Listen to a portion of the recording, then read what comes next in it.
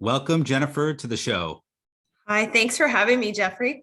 Yeah, it's been a long time since I've seen you I in know. person.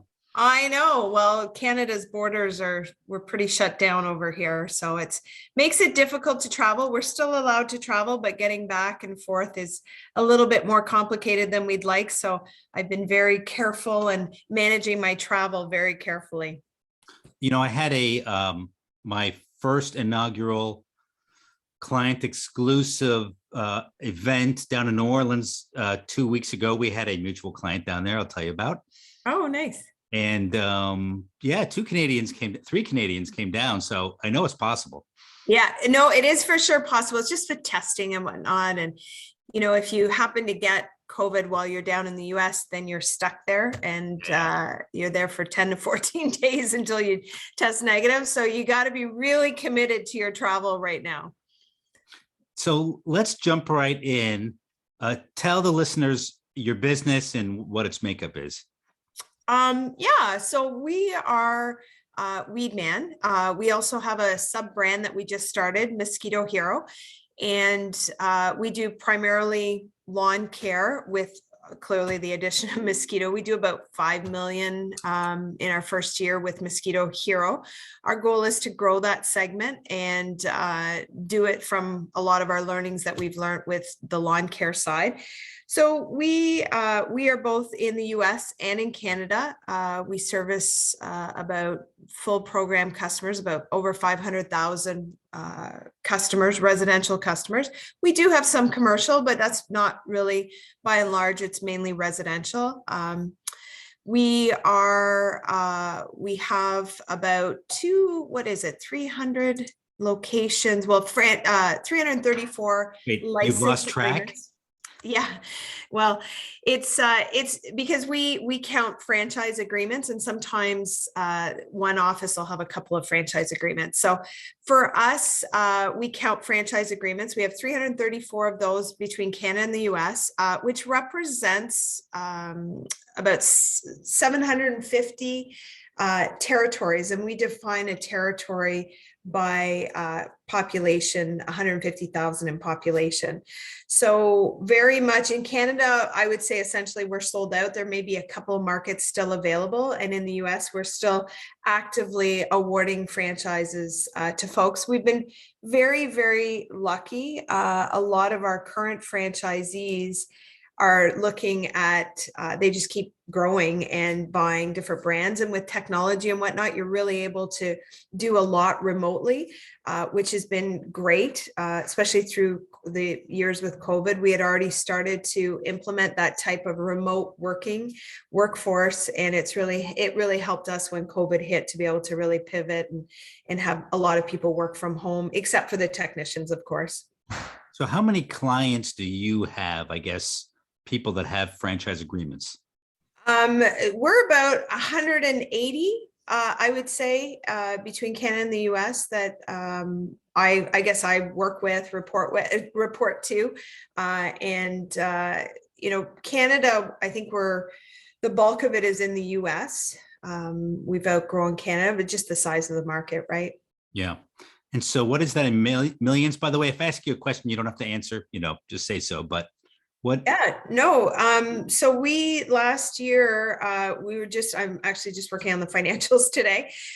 In system sales, we're almost 260 million. It was just short on year end. So we're just shy of 260 million in revenue system sales.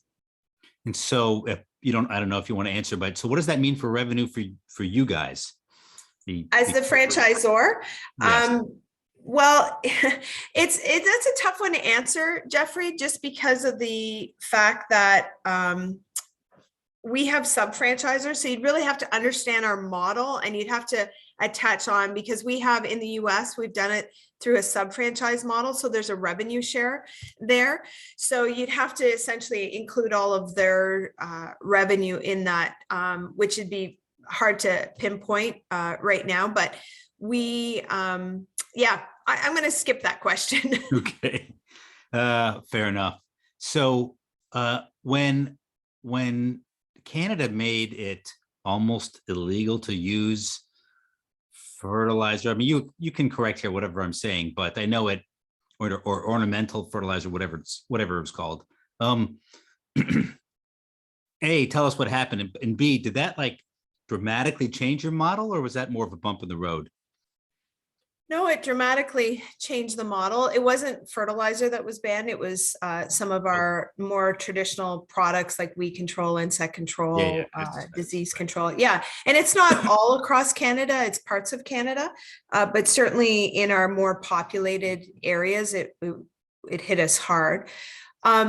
So, you know, when it first happened, it was always like, oh my goodness, like, you know, we fought and fought and fought. And then one of the things that some of the leaders in the organization, including my dad, said, you know what, we're going to be in business tomorrow, just like we are today. It may look different, but we're going to make this happen. So, which we did. It took a couple of years to adjust. It hit the system sales hard in Canada. And it felt like every step of the way you were kind of battling to figure out what products you were allowed to use. It wasn't clear in all areas. There were some exemption lists. So it wasn't like the rules of the game were the same. And sometimes by province, they were the same, but other areas in a province, you could have just an area. So you could be one side of the street you were banned and the other side of the street you weren't. So it was very complicated to kind of be dealing with this at a regional level. So, you know, once we were able to find products which we feel that we're now have a program that can work. And when I say work, it's not like the traditional products, there's a lot of educating the customer. So it's not like we can come in and say, we're going to eliminate your weeds, or we're going to help control the population of the weeds. So you just kind of have to re-educate yourself on how you're going to communicate with the customer and get your head around that. It's certainly, like I said, we went from, you know, back in the day when prior to pesticide bans in Canada, we were about 65 million in system sales. And we went down we were all the way down to about 54 million in system sales. Now we're back up, and there's a story kind of behind that. And we acquired Weedman Canada, our group. So we've seen since I guess 2015, when we kind of hit the lowest point in Canada, we purchased the rights for Canada in 2018. And since then, we've been able to grow that to almost 78 million here back up in Canada. Saying you owned the US rights, but not Canada? That's right. In the past, yeah. So to really kind of understand who we are and how it all comes together, you kind of have to know where our history and where it started and how this all played out. I know you wanted to ask that question a little bit later, but I don't know. No, go ahead. Okay. So Des and Brenda are our founders, started Weedman in 1970 in Mississauga, just a city just outside of Toronto, a suburb of Toronto. And at that time, Des probably 1969, worked for a competitor and decided this was something that he could do and do on his own. And when he first started, he actually just did weed control. Back then, plant nutrition wasn't kind of part of lawn care. At the same time as True Green was starting, and it was a real popular time. So did quite well on his own, 1970 through to 1976. And then 1976 decided to franchise Weedman, strictly in Canada though. Yep. So and he did very, very well here in Canada. And then in 1987, my dad bought his first franchise in Hull, Quebec, which he was one of the very first French franchises. And he worked with the sub-franchisor in the Quebec marketplace, Pierre Garand, and bought his first franchise. And we did really, really well. We actually owned two different franchises, a window cleaning and a Weedman franchise. So in essence, we were a franchisee of Des and Brenda. And did very, very well in the Hull marketplace. 7 years later, my dad moved to Montreal and decided to open up 7 territories in the Montreal area. I'm not sure if you're familiar with our geography here in Canada. Again, did very, very well with that. And at that time, Hold on. Montreal's above Vermont, right? Yes, that's right. That's right. Yeah. Ontario's above New York. Yes, you got it. You got it. Quebec is, who knows, near Maine. We're not sure. So we were able to, my husband and I were going to university at the time, and my dad approached us to say, hey, would you consider joining the company? And we really hadn't thought about it. And closer we looked at it, we thought, yeah, this could be something that we would want to do. And we bought a franchise in Ottawa, which is our nation's capital. And our best man at our wedding actually helped us, and we also purchased the another suburb of Toronto, Pickering, Ajax area. And him and his wife, Bill and Heather, ran that office, and Chris and I ran the Ottawa office. Things just really progressed, and so as a franchisee-franchisor relationship, we were the first franchise to ever hit 1 million, 2 million, 10 million. And you start to build systems. And our franchisor, was awesome and had built the Weedman system, but we were outgrowing some of the basic systems that came with the platform. So, we created training platforms, we created checklists and all the things like business plans and things that you need to really manage your business. And by doing that, we kind of created this really great system that we thought, hey, you know what? There were no Weedman in the US. This is something that we could take and franchise in the US. So we approached Des and bought the master rights to the US. Gosh, what did that cost you? I don't know if you're allowed to say, but what a great move on your part. Yeah, no, well, we went into a partnership with Des to do that.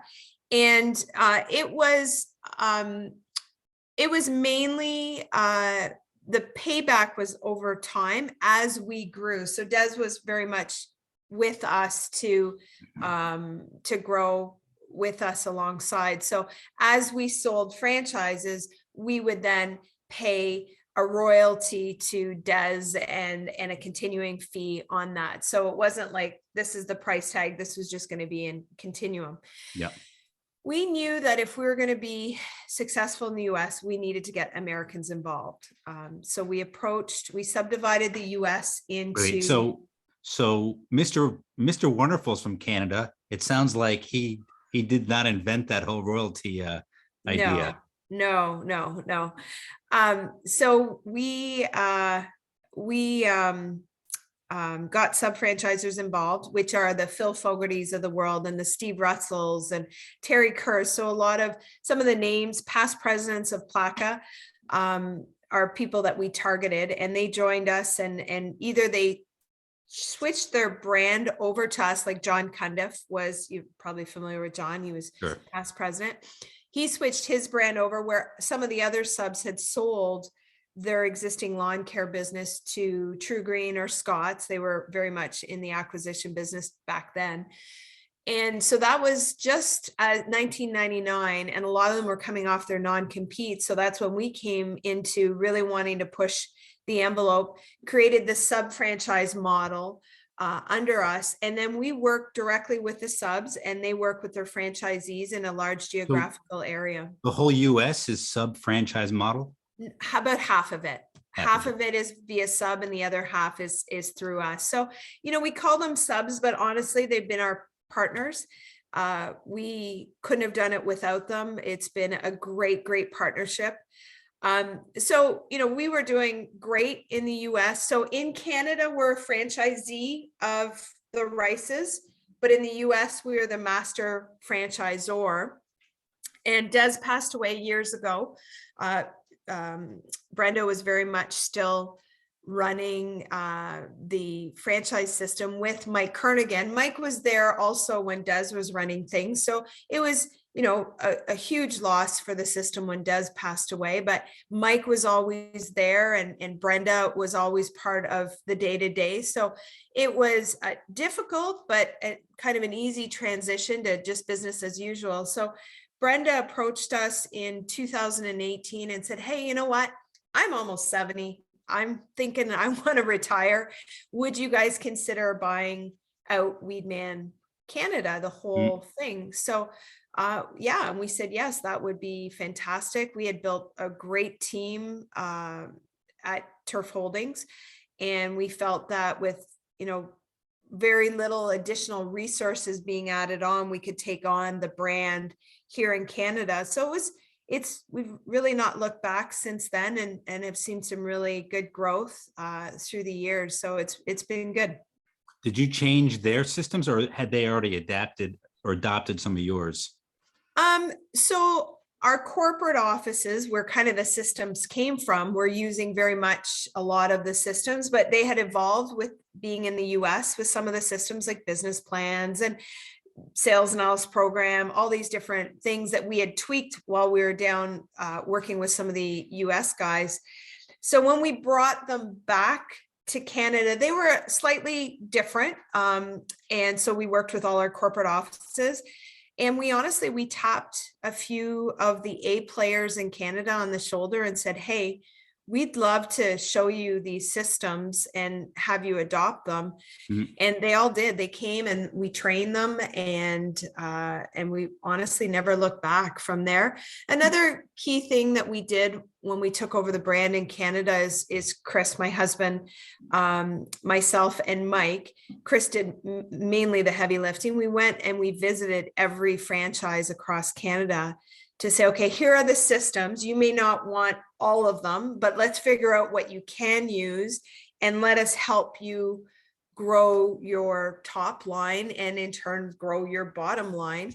Yep. And realign. So there was a lot of excitement in the system. There was a lot of hesitation with some of the franchises. They were, when you come in and you kind of shake things up, things get a little bit, but I think visiting them, spending time in their homes, visiting with their families, gave them the security that we were aligned. We wanted the same things, and we were just going to help them get there faster. Yeah. So it's been great. Really, really good. I think Weedman does a very good job of supporting its franchisees. And clearly that's not the case in the whole franchise world, right? There's all kinds of horror stories. You know them a lot better than I do. But I've seen that through our, one of our mutual clients. We probably have a few, but the one that I talk to a lot is Arnie, who is a big Weedman fan. And I can tell that the support you give him is way beyond. It's like you treat him like you're an investor in his business, really. And I think that's a lot different. I think what he gets from you personally and Weedman is got to be head and shoulders above what other franchise systems supply their clients. Yeah, I'm not, I try not to get involved in kind of the gossip or the drama on that side of things. I know that for me, being laser focused on the franchisee's success will in turn flow up to us, so, and it's not done in a way that it's all in it for me or for THI or the shareholders. We really, really talk the talk, walk the walk. We want their top bottom line to look good, and then in turn, everything's going to work out for everyone. And but I think that's unique. I think many care, hey, grow the top line, buy some product from us. Man, they don't even necessarily even help you grow the top line as much as you do, both top and bottom line. Mm-hmm. Yeah, and in fact, sometimes when we're doing it, we actually cut ourselves off of a revenue stream, but it's the best thing for the franchisee. So I think it develops a trust that they know everything that we're going to do is with them in mind. Yes. So any new system that we do, we're not just doing it to do it or to figure something out, or we're doing it for their best interest. And, you know, honestly, I've got a lot of brownie points out there. So, you know, I'm not saying that I don't screw up, because I do. But when I do, there's a lot of grace given to each other. We are a team with the franchisees by and large. You know, we kind of kid our when we go to our annual conference every year, it's like coming to family. Like, it's just such a place of comfort, safe, you know, people can pull out their financials, they can do whatever they want, and we're going to all share our experience and how to succeed together. So Yeah. I think it really transcends from the top to the bottom. And I've been so lucky to get a team. My staff are amazing, and they all have bought in. Like this, we all talk the same way, and we always do what's right for the franchisee. So how much more is there to grow in the US? What percentage of the US do you have, and what's left? There's lots left. You know, as I look, I was saying I was doing some financials and where we could go. For the first time in probably about a year and a half ago, somebody said to me, you know, we've always said we're going after being the dominant number 2 player in the space, but we may have a shot at number 1. And it never even dawned. I mean, True Green is the biggest and largest in our segment. You know, there's all the landscaping guys, but just lawn care, pure lawn care. There's us, well, True Green, us, Lawn Doctor, Spring Green, you know, some of the other people in our space. And I've never really considered, you know, it's always been our goal was to be the dominant number 2 player, just really. And somebody said something to me, and I was like, wow, I never even thought that could be. And as I'm projecting out our financials, the system sales, we got a long way to go, but we're getting some momentum there. And I guess one of the things that we've done I've always thought of you as number 1. Are you not in terms of franchise? Oh, yeah. As in franchise, yes, we are number 1. Yeah. But you're as far as talking out and out revenue then. all and out revenue, yeah. So it just put a new goal in front of me, and I'm like, yeah, we could maybe do that. So here's an interesting challenge or conundrum for you. You have this new brand, Mosquito. Now, if I'm one of your clients like Arnie, I'm going to speak for him. I'm just going to make this up, but he and I are often on the same page. So if I'm him, I wish that Weedman would do franchises and all the services that I'd like to sell, because gosh, that would make things a lot easier. If Weedman had an irrigation one, a lighting one, on and on. So from their perspective, have you gotten that from people saying, hey, why don't you go into? It's like you've teed me up or something. Yeah. So we are starting to branch out into other services. Mosquito Hero was a natural one, and we wanted to give we had a choice, and the sub franchisors, our partners, and us, we met and we said, okay, we could launch this as a completely separate brand, have a new franchise agreement, and do it completely separate. Or we said, you know what, it could be a quick Kickstarter for our franchisees to just have that included. So if you buy Weedman, you get Mosquito Hero, it's included. You don't have to pay extra for it. There's an additional royalty on that revenue, but there's no additional fee. And we get that a lot now. People that are looking at us and they're saying, hey, what about this Mosquito Hero? We're like, it's included. So you get that. Now we're looking at a completely different type of brand, which is lawn mowing. We are going into lawn mowing. Robotic? Robotic, yeah. Okay. So we've launched Turfbot. We're actually launching in 9 cities as of 2 weeks ago. We have our first face-to-face training in Atlanta next week. Very exciting. So we'll be in 9 cities across the US, and we have about 11 more in the wings for this summer. Mhm. Arnie's one of them in Spencer, Mass. Mhm. And we've just started to talk about it, and we're going to sell exclusively to Weedman for the Sure, first 2 years. sure. And then after that, we'll branch out and start selling franchises to the outside world. I wonder if that will gum up the works. And you guys have already thought about this, I'm sure. But 2.5 years from now, somebody in, I don't know, pick a state you're not quite in yet. They buy the auto, but they can't. But let's say they can't get a weed man because somebody else has it. I'm sure you guys have already thought about that. And so you're hoping in Yeah. 2 years that all your clients actually buy it, I guess. Yeah, in an ideal world, all of our Weedman franchises, and we're giving them exclusivity for 2 years. And Yeah. if they decide not to do it after 2 years, certainly if somebody were to come up, we would make sure that they were good with it. But so we are, and it may be 3 years. We'll see how things go. But we've got Yeah. quite a few people already interested that are Weedman franchises. So what about irrigation service? I mean, that would be a great one. What about yeah. lighting and audio, which could be interesting? I mean, I don't know if you'd go that far, but there's a lot of possibilities there. Yeah, it's for us, we're not we want to make sure the franchisees can make money. So we've been testing the robotic mowing here for 3 years. So let us get that launched and settled in, and then we'll start looking at maybe different brands. But we're very open to it, I'll Jeffrey. tell We're you, very my open. my top clients, where they make the highest margin, yes, of course, Lawn fertilizer care. is lawn care is one of them, but the best clients in irrigation service do very well. Yeah. A lot more Yeah. moving parts and technology needed, I would think, Yeah. but it's an interesting niche. Yeah, and it's not that we're closed off to it, but right now we're just, the robotic mowing is our first, we're going after that. We love the story that it tells. It's, quiet, environmentally friendly, cutting edge. Yeah, yeah. It fits well.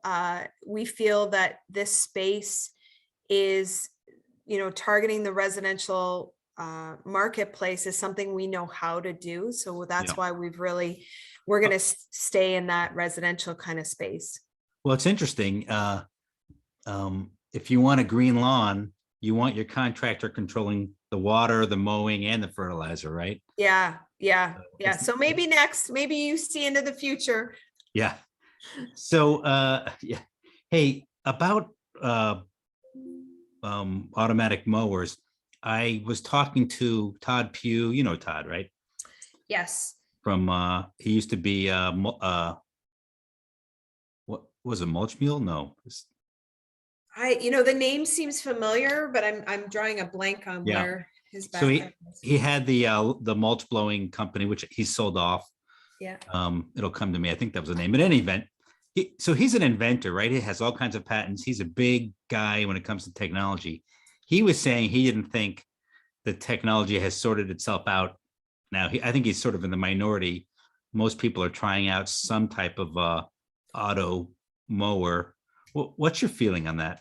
Yeah, I don't disagree with them. I think right now the biggest supplier in our space, I know there's a lot, and I don't mean to disrespect any of them, I just don't know them. We're not really looking at commercial space, but in the residential small lawns, Husqvarna seems to really have that market cornered. I Yeah. think there are other companies that are going to catch up, and we're certainly talking to all of them, and they're bringing mowers to us, and we're testing them, and giving back feedback to their R&D. So I think there's a lot of Husqvarna is absolutely the leader, and I think there's a lot of other companies trying to play catch up, but they're going to get there. They're going to get there. Right now, wiring the mowers, I think the next biggest step in the technology is going to be the not having to wire the perimeter of a property, where GPS coordinates will be as such that it'll be so good that you'll be able to keep them on the lawn without having to wire. So that's a bit of a challenge, especially in some of the northern markets where there's snow plowing and they get clipped, these wires, just like irrigation systems and whatnot. Mm. So I don't disagree with Todd that, technology is very much evolving, and what it looks like today is going to look very different than 2 to 5 years from now. Which one are you getting behind? Right now we're our workhorse has been the Husqvarna machine. And that's simply, there's really nobody right now in the space that is competing to the level where you can have fleet services and the ability to put cutting height up.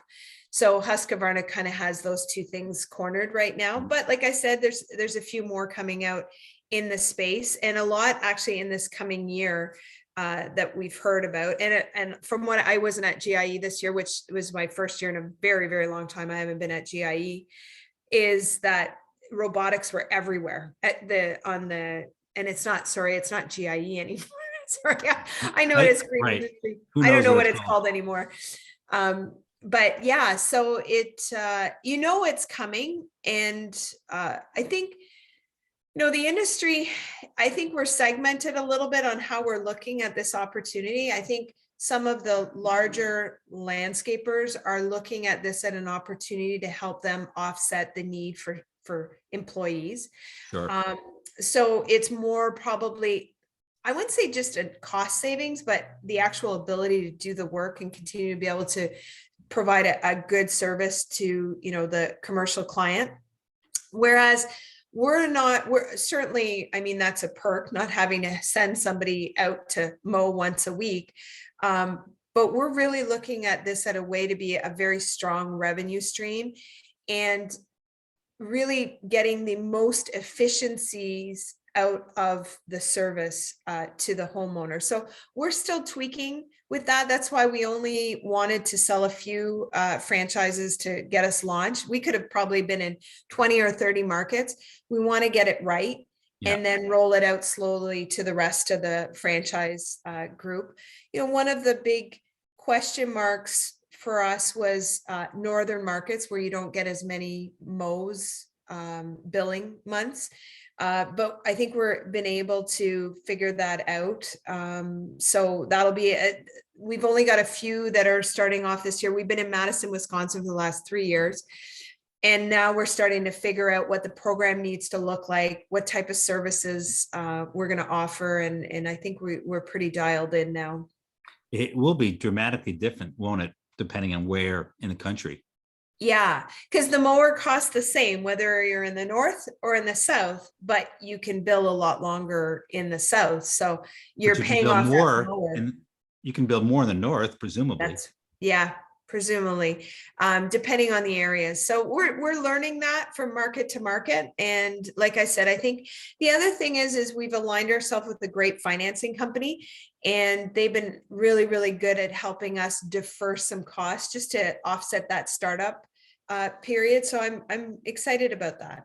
I remember watching Shark Tank where somebody brought on that idea, right? Justin Crandall and Bart Lemcke. Yeah. And Mark Cuban said nope, or one of them said nope, too capital intensive. Yeah, I'm not investing in that. And so how you feel like you've solved that? Yeah. We run our models a lot. My dad, that's his thing, is taking things and plugging it into our models to, and what we're looking for our return on our investment. And by, the price of the mower is incredibly important. And, sometimes you'll get somebody that comes into the space and they just want to get that mower that's got all the bells and whistles and, everything else. But you need the mower to do the job at a price that makes sense to the model. So you got to stay away from the bells and whistles and just make sure you lock into certain models that make sense.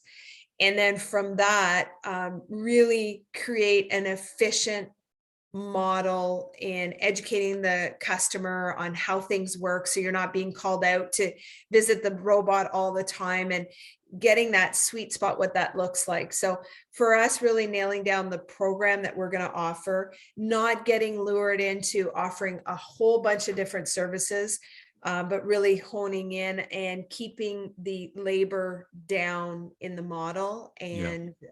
and keeping the cost of the mower down as well. I'm imagining that with Weedman, the value I get by becoming a franchisee is half of it, I'm assuming, is in the whole marketing and sales process, and at least you tell me, Yeah. maybe 2/3 is marketing and sales, is 1/3 implementation. Is it going to be flipped or reversed No, no, on I this? think I think it's going to be the same. You know, the things in a franchise model is really the systems on how to acquire customers and how to service the customers. So, that's what we're able to deliver. Sorry, and we've been able to do that through Weedman very, very effectively. The technical piece, Weedman, it's the products. In the south, it's a little bit more complicated than in the north because there's different varieties of grass and whatnot. But once you get your program tweaked, it kind of just flows. You have some anomalies and weather and patterns and stuff that change things up, but by and large, it's the same. On with the robotics, you get to the point where most of the issues that happen with robotics is in the installation. So if you don't install it properly, you're going to have a lot of problems. So a new franchise, that's why we're going to be very, very intense on new franchise training and really be hands-on, is making sure that they truly understand the installation process. Because if an area, like if a robot falls off the edge of the lawn, it's usually because you need to angle it properly. So really the technical piece of robotics is getting the installation right. And then the rest, you'll get certain errors, but they're fairly common errors. And you know how to deal with the errors. Either it got, leaves stuck in the wheels and it's kind of jammed up somewhere. Well, it comes up with an error and it tells you, right rear wheel is jammed up, it stops. So you can, either communicate with the homeowner just to go pull the leaves off, and then it'll park itself, recharge, and away it goes. So it's knowing when you have to send a technician out and when you don't, when you can really work in a partnership with the customer. So I'm hearing everything you're saying, but I'm imagining from your franchisees' perspective, like if you get a new Weedman franchisee, they've experimented with fert and lawn care before, so they kind of know what they're getting into, I would think. But with this new service, there's a lot of uncertainty in their mind. So I would think the confidence you give them technologically really helps. Yeah, and that's for sure. And that's when you lean on your manufacturers and your distributors on helping you kind of figure that out. When we're selling inside of Weedman, and that's why we've gone exclusive to Weedman, we don't need to show them the marketing and the administrative side of the business, because it's copy paste from what we've done with Weedman with some adjustments, but we're not teaching them all of that. Yeah. So we can really be focused now on the technical side of the business. And because we have so much trust, like I was saying before, with our franchisees, we're going to work together. And that's why we only wanted to open up 9 markets. We've been testing in 3. Now we're going to 9. And then by the end of the year, we're probably going to be at 20. But we're doing this very slowly, systematically, making sure that we can support the franchisees that we're bringing on to get that comfort level in play on the technical side. So, it's been a little bit, you may want to start a brand and just go and sell everywhere. And for us, that's not what we want to do. We don't want to do that. We want to work with our franchisees and just slowly get them up and running. It may not be what others would like us to do, but that's what we feel comfortable. Oh yeah, for sure. Yeah. They should be happy. Make the mistakes on those 9 and then and then come over. We're not going to make mistakes. We're going to, if you made yeah. No, I hear you. Gosh, so that's a lot more complex than Mosquito. I'm assuming that brand you just plug, play, and up you go. Yeah, it's been a fun brand. When we first launched, so we launched 2 years ago, Mosquito Services. And I'm very, very close. Like I love running reports and looking at things, and I'm very, very much hands-on. So we were doing social marketing and pay-per-click marketing, and I was looking out into the space, and we kept rubbing up against, some of the leaders, which are Mosquito Joe, Mosquito Authority, and some of the others, Mosquito Ranger. There's all kinds of mosquito, whatever, out there. And I kept hitting them, and it was like, Mosquito Services by Weedman. There was just some brand confusion. So it was clear to me, we were spring 2 years ago, and I'm like, we got to pull this out. We got to figure out a brand, have this sub brand. So it's Mosquito Hero powered by Weedman. And it was cool as we were talking with the subs, and my dad was very much in the conversation. He goes, I think we need a superhero, and I want it to be a woman. And everybody was kind of like, oh, okay. We have our superhero on the Weedman side, and there was not a full out buy-in, but we went out and we got an artist that did us some renderings. And now the brand is so cool. We rolled it out, not this past conference, the conference before. Yeah. And people were just going like crazy over it, loving it. So I think we nailed it with the new brand. The name is great.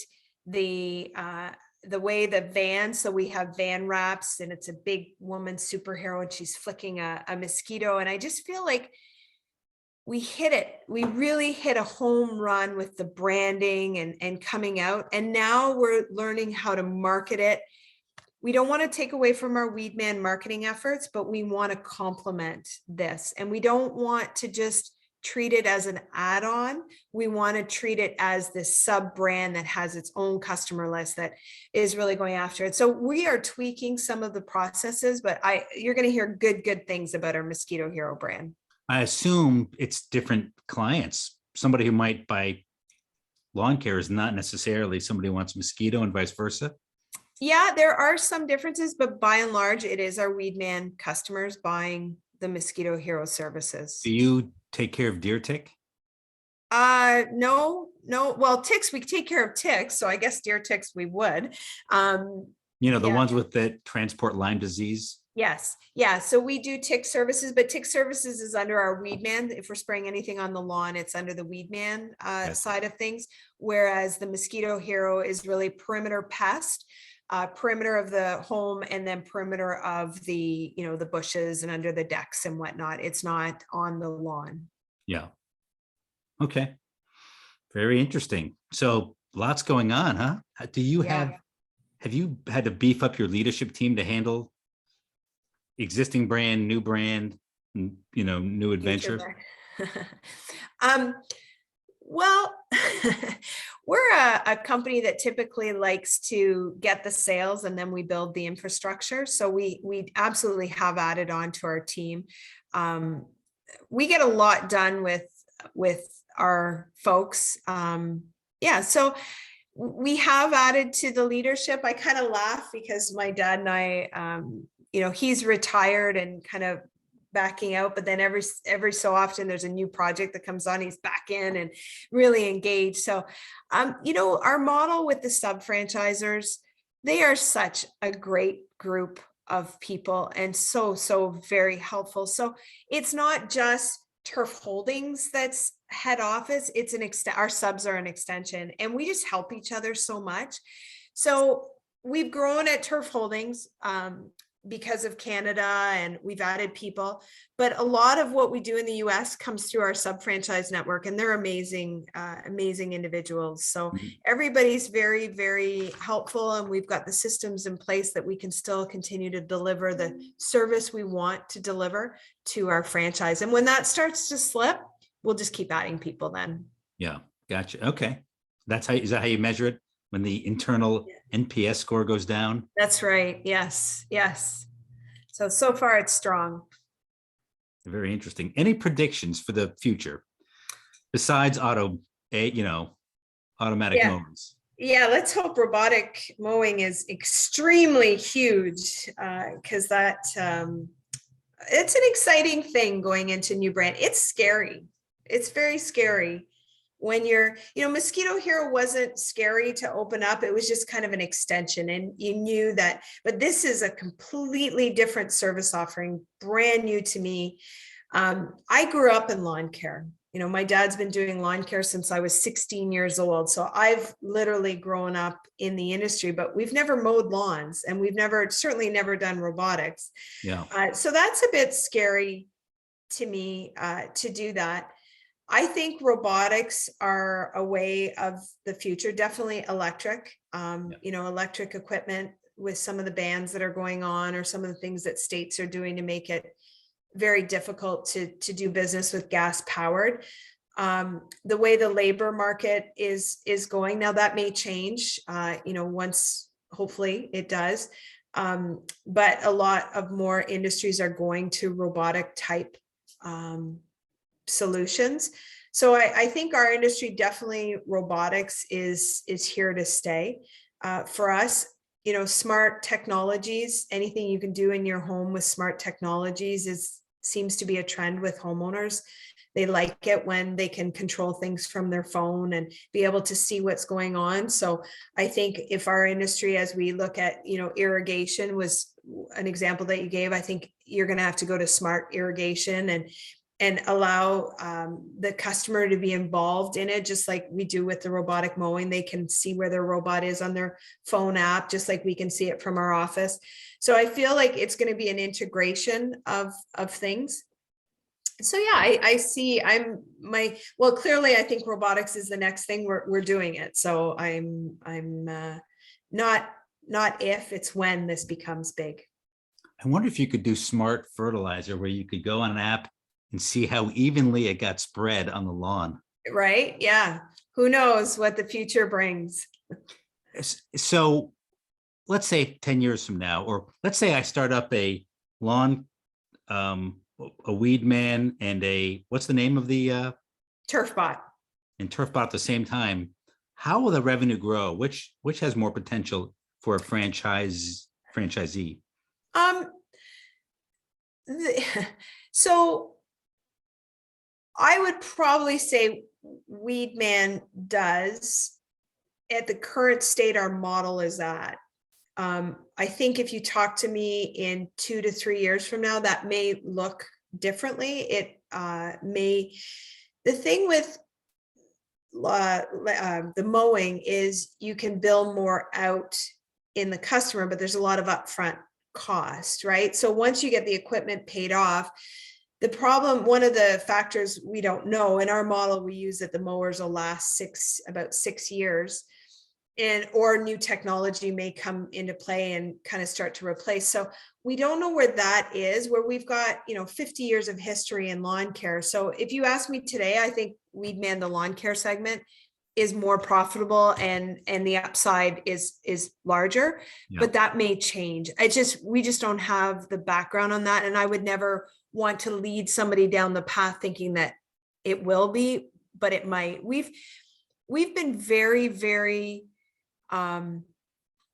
when we build out our model, we have not been very aggressive on the Turfbot side. A franchise, we look first year just to add 100 customers. Then, the second year you're going to renew X, and you're going to add 150 customers. And then maybe you're going to renew those, and then you're going to add on another 200. So our goal in the next 10 years is a really slow ramp up as we learn the business. Now, it may take off in 5 years from now, but for now, our models, which is a very attractive model, is to go very, very slowly, have not a lot of staff, and kind of right now be an add-on to an existing business where you can use the same office space and use some of the same marketing people or management that you do on the other side for this business. So as we start to ramp up, I'll let you know then. Give me 3 years, and then I'll have a real good idea. We'll have the numbers and the history behind us. We can have you back in 3 years and see where it all ended. Yeah. Hey, one last question here before we sign off, or I don't know if you have anything else you want to add or ask, but how many years depreciation are you using on these robotic mowers? So like I said, we're using the model 6 years on the mowers. and maybe the north, we may have used 7, So just I mean, because. when the financing, is it a 6-year loan or? Oh, no, no, no, no. No, we have a 36-month financing agreement that Okay. we're suggesting. Yeah, so and we've been very, very lucky with our financing company is that we can, when the mowers aren't mowing, we're able to kind of put a pause on it and only be paying when the mowers are going. So that really helps cash flow, especially as you pay off the mower. So Does a yeah. client franchisor make money every year, or is there a upfront year per client? Yeah, the first year you're not, with your startup costs and getting everything kind of squared away, your first year you're not looking to make money. But I mean, I'm just saying really like per client. So let's say they've been going for a couple of years. They add incremental one more client. Do they make money that first year, or are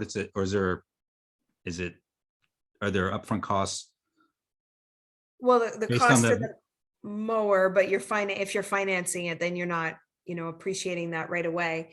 So I would say year 1 with everything all in, you're not making money year 1, but yeah, you're close. In year 2, you're probably looking at a break even if you're doing the slow ramp up like us. Mm. And year 3, then you're away to the races. In year Okay. 3, your mower's fully paid off. And now you got mowers out there that you're not paying any payments on, and they're just billing monthly. So year 3 is the year that you're really taking off.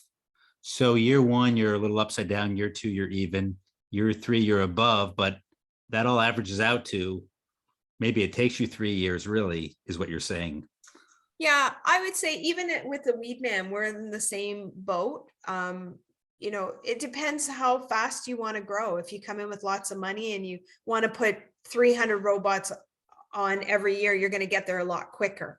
Yeah. If you're going to do a little bit more of a slower churn to get there, which that's what we want to do. We want to walk before we run. That's us though. That's our culture. That's always the way we've been. We're not ones to come in and do pie in the sky. Everything we do has been run through models back and forth. And so that's maybe going back to your initial comment on, our franchisees and the support that we give.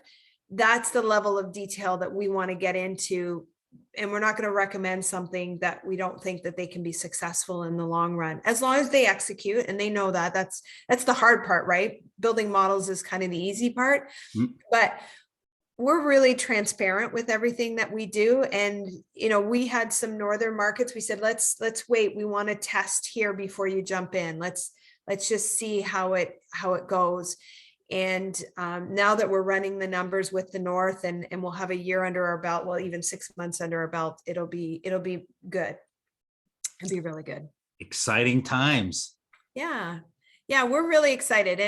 And the people we've gotten, our 9 test sites, are people very varying. Some have landscaping experience. So we're really going to learn a lot from them as well as we're doing this, because we've been primarily lawn care, and they're all franchises that have done very well in Weedman, very, very well. So we know that they understand the marketing and the admin system. So that's kind of taken care of. They're good implementers. That's right. Yeah. Very good implementers. So, Oh, yeah. and there's a lot more in the system. So we're really excited where we can take this, and hopefully, we need more mowers. We want to have more competition in the space and have a variety of different mowers that we can look at in the space, but that'll come. It'll come. Excellent. Listen, it's been great spending time catching up. Yeah. I did not see you in Louisville, so I'm glad we got to connect here. No, yeah, no, it was very, very nice. And we'll be back this year for sure in Louisville. Well, pending no other variants come into play. I think if we can get through this last one, hopefully. So Louisville is, how do I even say this? So it's kind of split apart, right? So there's going to be the trade show in Louisville, and then conferences in, I don't know, Orlando, I think. Yeah, I think so. Yeah. So you're going to go to both now? I'm not sure. I don't know how it's all going to play out. my thought was that a lot of the suppliers will be going to the conference as well, and they'll have a trade show there, but I'm not sure. I don't know what's your take on it? Well, they have to keep going to the big trade show, I would think. Yeah. And so yeah, we'll find out. We'll find out I guess together. we will. That's right. Yeah, so I guess OPEI will still exist, and then I think what do they call, Elevate is the new show, or the new, I haven't kept track of the names yet. yeah. I will.